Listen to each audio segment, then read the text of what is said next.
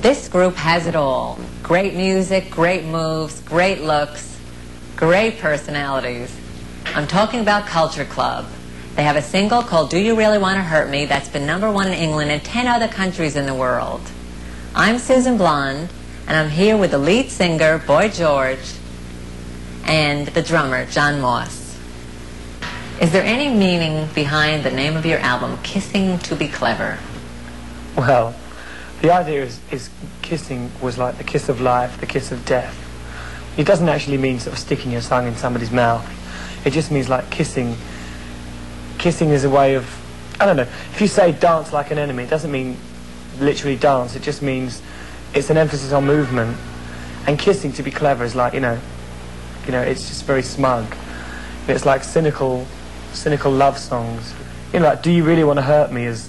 Do you really want to hurt me? It's not you have hurt me and that's it, you know, I'm gone, I'm lost.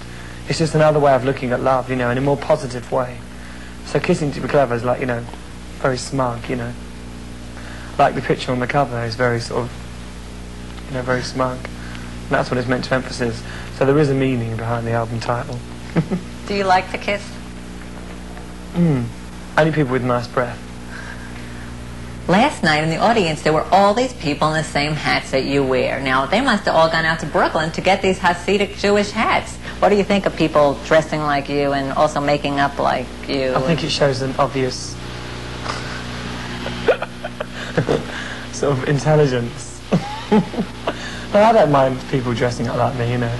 I mean, it shows that it's sort of quite normal, really. Because most people would probably look at me and say, oh, you know, that's not normal. Hey, you know, what's going on? So I think that if other people do it as well, it makes it more acceptable. I mean, you know, it's all about the fun of dressing up. Everybody dresses up, you know. Liberace dresses up. There's no difference between me and Liberace. He's as much of a show-off as I am. It's good. Listen, you read fashion magazines and you copy that. You see something you like, going, yeah, I like yeah, that. catalogs. So people see him, you know, or us, and they think that's a good idea. They never thought of it, you see. So they go out and they buy the hat. I mean, who thought of going to buy a Strymon? Yeah, Strymon. Strymon. Strymon. Get it. But I think that in this case, you're the one who's starting the new fashion, right? I mean, you didn't read this particular thing. Oh, it's not? No, it's not a fashion. No, well, I think... what? It's not a fashion, but it's not a complete look. It's all different things. It's nothing. I mean, he's always looked like that. He hasn't started anything. He's been like that for years. Before I started this band, I had, you know, the way I dress has always been a very personal thing to me, you know, in the same way it is to Barbara Cartland. You know, I mean, I just dress up because I'm an extrovert. And I think that when the band came together, it was part and parcel of the same thing, really. We didn't just sort of get the band together and think, wow, let's get a wacky image for the stage. You know, we've always sort of been quite eccentric. So we can concentrate on our music rather than the way we look, because that was already sewed up before we started. So now we can give, you know, the public good tunes and good sounds without worrying about what they think about how we look. What about video? It seems like everyone thinks your videos are the most outrageous. How do you think your videos are affecting the world? If I explain to you about the Do You Really Want to Hurt Me video, it's based on culture clashes throughout history. You start off in a courtroom, you know, and it's give me time to realise my crime, the crime of love and existing as a sort of freak in society. And what it goes on to explain is, you know, wherever you go throughout history, like the 1930s, the 1950s, we had a very American part in the video, in the 50s, swimming pool. And wherever I went, I was, you know, chucked out.